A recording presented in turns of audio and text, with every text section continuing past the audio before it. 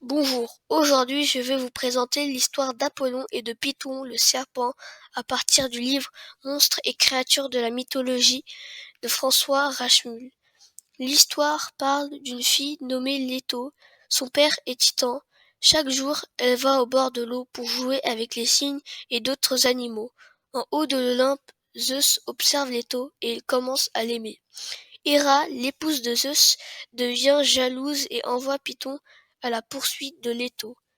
Elle prend une barque et s'enfuit loin, puis arrive sur une île.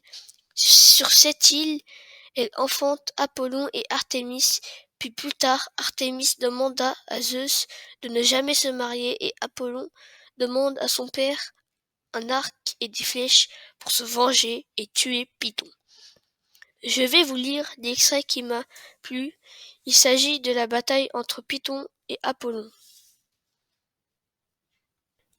Apollon retrouva assez vite la trace du serpent qui laissait derrière lui malheur et mort. Mais Python, déjà vieux, quoique toujours plein de ruses, pendant longtemps parvint à échapper au jeune dieu inexpérimenté. Apollon n'utilisait son arc et ses flèches que pour atteindre cerfs et chevreuils. Finalement, las de cette poursuite, Python s'arrêta un jour.